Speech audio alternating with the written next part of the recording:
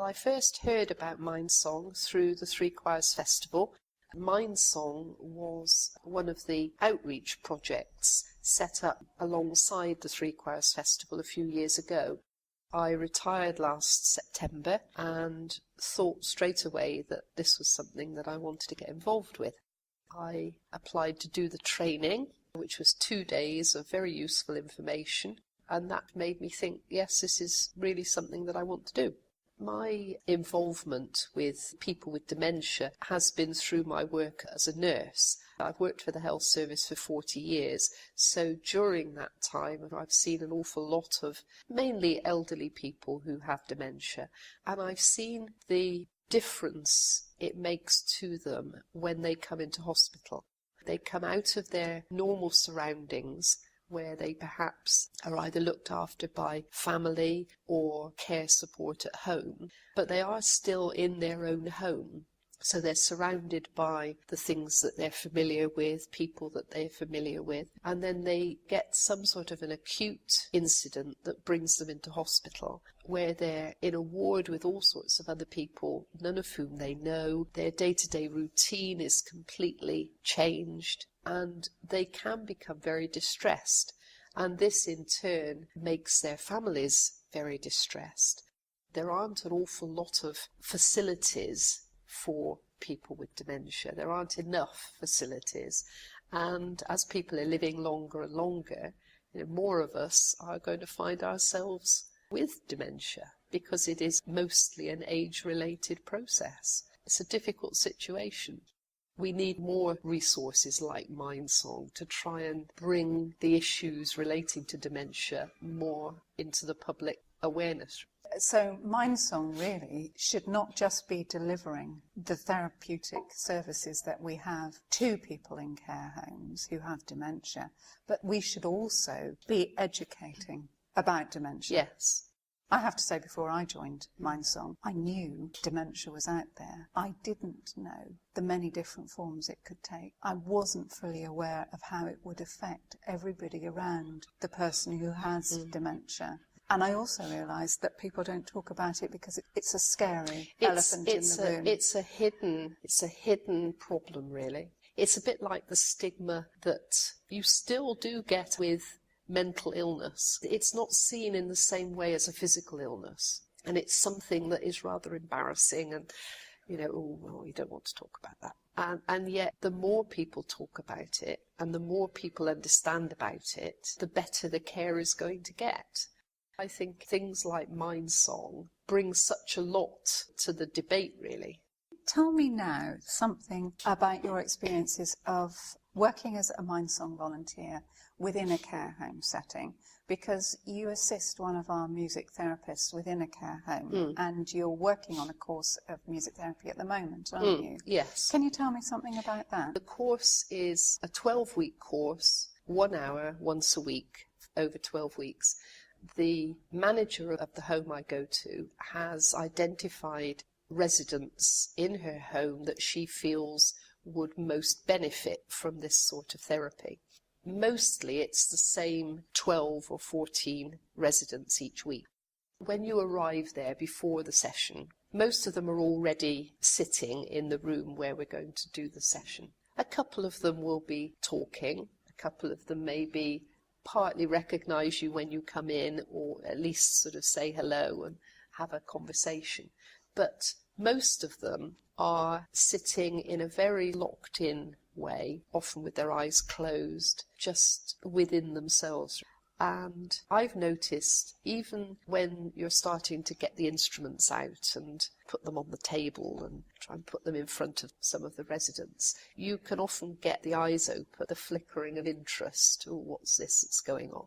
The therapist that I'm working with has quite a routine way of starting the session. She starts with the same song. As the weeks have gone on, it's been very noticeable that with some of the residents, as soon as she starts playing the first couple of chords on the guitar and says the first word, the song, some of them will actually start singing the song. So you realise that actually, although they've all got very severe memory problems, something has remained from the session before.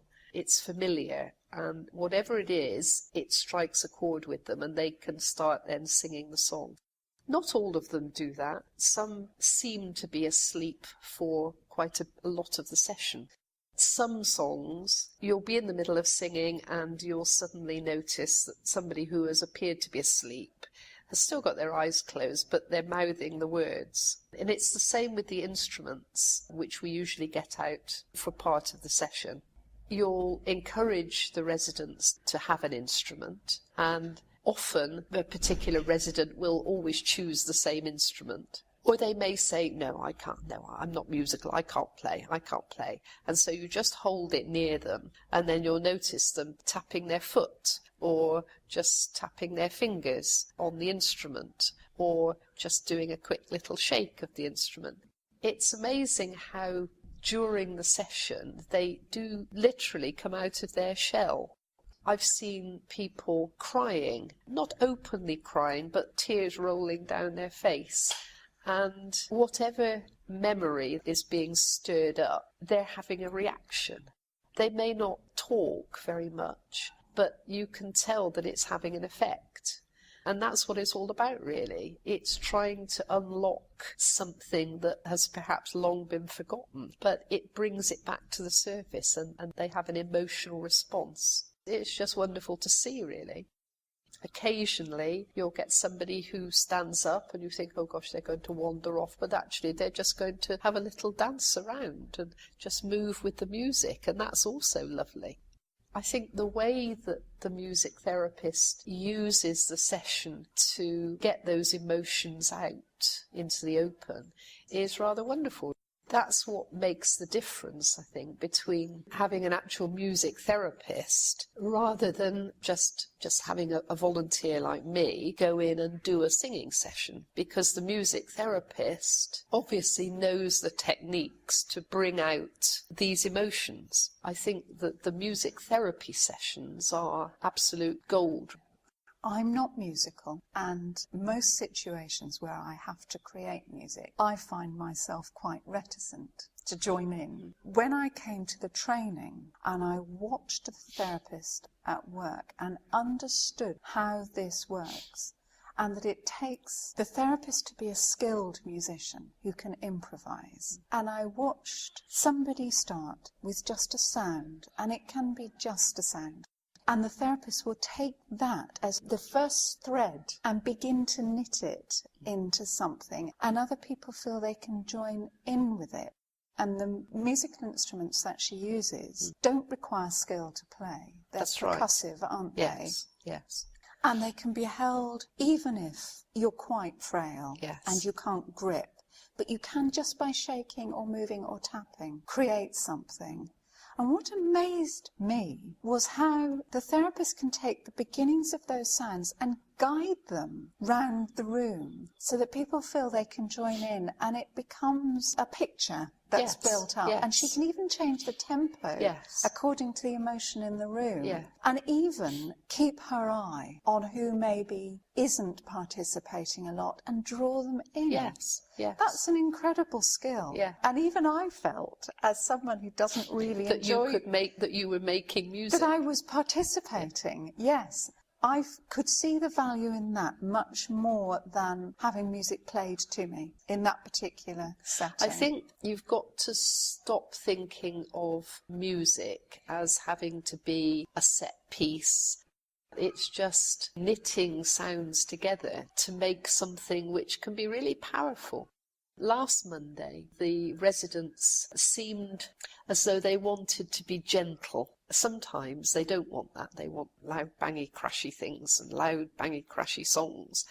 The therapist started just making some basic sounds on her keyboard, and her other assistant had brought her clarinet, and she started to join in. And we had ocean drums and the little tambourine and some rattly instruments. Most of the residents had got some sort of instrument.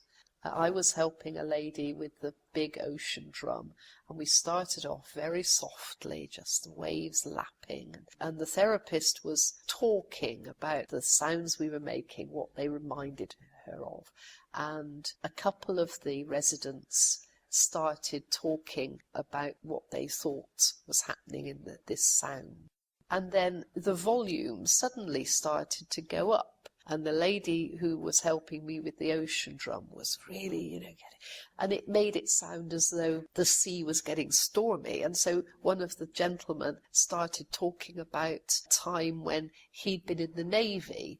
And, he'd been very seasick at the beginning because it was waving. And we got not only a musical picture, but we got this fantastic reminiscence as well from this guy who was really getting quite animated about it and remembering. And then just as quickly, it all went very gentle again. And we started talking about walking along the seashore and seabirds and all this sort of thing. And we were making this picture for about 10 minutes. And it was fantastic. They all obviously got so much enjoyment out of it. And yet it wasn't music in the sense of, it wasn't a piece, there was no melody. It was just a sound picture, but it was incredibly powerful. I think sound picture is a wonderful way to describe what the therapists do. And I love the idea of being able to talk about how it makes you feel and drawing people out, because actually music is incredibly primal, isn't it? And even the sound of a heartbeat or anything like that, it taps into something very raw within us. And I think you're absolutely right. It doesn't have to be a song we remember from the 1960s or whatever. Music is much bigger than that. I find the work the therapists do incredibly moving and very powerful and very healing. And I wish I could capture a session and present it to somebody, but it's very difficult because each session is different. She always asks at the beginning of the session, what do we feel like today? Do we want to start happy? Do we want to start gentle? And usually one of the residents will make a suggestion. And then it just sort of works from there, really. We might start gentle but then decide that we want to be a bit louder, or we might start loud and then move to gentle. Often one or other of the residents will say, can we sing a particular song?